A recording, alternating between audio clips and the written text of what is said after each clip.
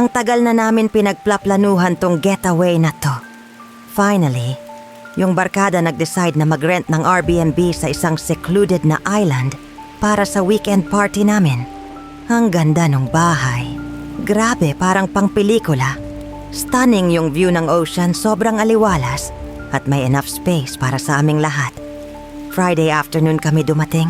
Super excited na lahat para sa isang weekend ng saya at relax mode. First night pa lang, sinimulan na namin ang party. Ang lakas ng tugtog, overflowing yung drinks, at lahat sobrang nag-i-enjoy. Pero habang papalalim ang gabi, napansin ko yung isang lalaking nakikihalo sa mga guests. Mukha siyang nasa mid-20s, may friendly na ngiti, at parang sobrang chill. Akala ko, tropa siya ng isa sa mga kasama ko kaya di ko na pinansin masyado. Pero maya-maya, na-realize ko na walang nakakakilala sa kanya. Nagtanong-tanong ako sa iba, pero lahat iniisip na baka guest siya ng iba. Tapos nung hinanap ko siya para tanungin, bigla na lang siyang nawala. Weird, pero naisip ko, baka maaga lang siyang umuwi. Kinabukasan habang lahat kami naka-hangover mode at nagre-reminisce ng mga nangyari kagabi, napunta ang usapan sa mysterious na lalaking yon. Doon namin napagtanto wala talagang may kilala sa kanya. Medyo nakakatakot isipin, pero natawa na lang kami kasi akala namin party crasher lang siya. Pero na-curious kami kaya tinanong namin yung caretaker ng bahay tungkol sa kanya.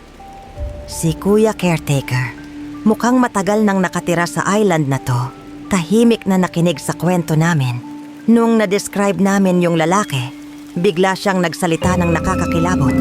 Sabi niya, mukhang yung inilarawan daw namin ay kamukha nung nag-iisang anak ng may-ari ng bahay. Sa una, parang nabunutan kami ng tinik. Gets naman, natural lang na baka dumalaw yung anak ng may-ari, di ba? Pero habang nagkukwento si Kuya, bumaba yung boses niya at parang nag-whisper na. Sinabi niya na yung anak daw ng may-ari namatay na 2 taon na ang nakakaraan. Nagpakamatay daw siya. Nagbigti sa isa sa mga kwarto dahil sa sobrang depression. At yun ang dahilan bakit iniwan ng may-ari ang bahay at pinaupa na lang. Balak pa sana namin na magstay for another night. Pero dahil sa nangyari, lahat kami takot. Kaya we decided na umuwi na lang kami sa mismong araw na yon.